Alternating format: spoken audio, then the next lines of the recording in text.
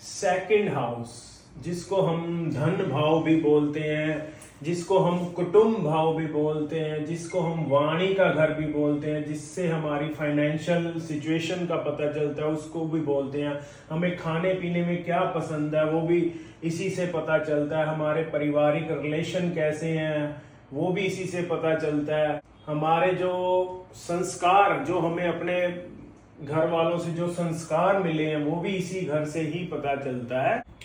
आपकी जो 5वीं तक की जो एजुकेशन है वो भी इसी घर से ही पता चलती है। आप कैसे धन कमाओगे, आपकी कुंडली में कितना पैसा है, कैसे कमाओगे, कौन सा जरिया हो सकता है, वो आपके जो इस घर का जो स्वामी होगा वो कहाँ पे बैठा है उसी से ही पता चलेगा कि आपकी धन की, आपके फाइनेंस की कंडीशन कैसी रहने वाली है, आपके पारिवारिक रिलेशन कैसे रहने वाले हैं।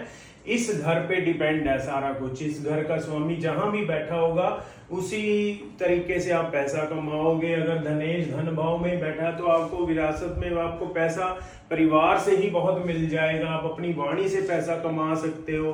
आपकी जो वाणी में वो प्रभाव होगा, आप किसी को अच्छी गाइड कर सकते हो। आपसे लोग फाइनेंशियल एडवाइस लेना शुरू कर देंगे। ऐसी सिचुएशन ये बनाता है। अगर ये घर अच्छा है ना तो आपके पारिवारिक रिलेशन अच्छे होंगे, आपके पास पैसा वैसे ही बहुत अच्छा होगा और आपकी वाणी में एक अलग ही प्रभाव होगा। इस घर को जो रिप्रेजेंट करते हैं वो चंद्रदेव जी करते हैं, वो यहाँ पे उच्च हो जाते हैं और शुक्र जी का ये अपना खुद का घर है।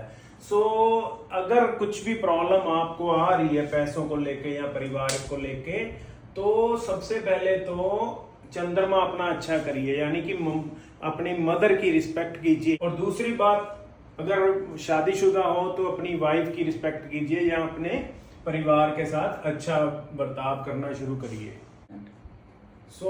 डिपेंड करता है कि कुंडली में आपका धन भाव का स्वामी कैसा बैठा हुआ है। अगर उच्च राशि में बैठा है, नीच में बैठा है, अस्त होके बैठा है, पाप ग्रहों के साथ बैठा है, शुभ ग्रहों के साथ बैठा है, कैसी हालात में बैठा हुआ है। अगर धनेश 12वें घर में बैठ जाए तो आप इंसान ज्यादातर देखा गया है कि अपने घर से दूर जाता है या विदेश जाके पैसा कमाता है।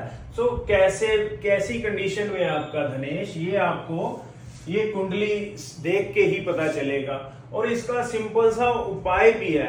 अगर आपका धनेश अगर कुंडली में खराब है ना तो उसको आप इसी भाव को ठीक करने के लिए अपनी वाणी में अच्छा प्रभाव लेके आइए, लोगों से अच्छे से बात कीजिए, अपने परिवार के साथ रिलेशन अच्छे बना के रखिए, तो ये खुद ही अगर खराब भी है ना तो ये सही होना शुरू हो जाएगा। आपके फाइनेंशियल जो प्रॉब्लम्स आ रही हैं वो ठीक कर देगा। अगर आप पे लोन है तो तब भी वो ठीक कर देगा।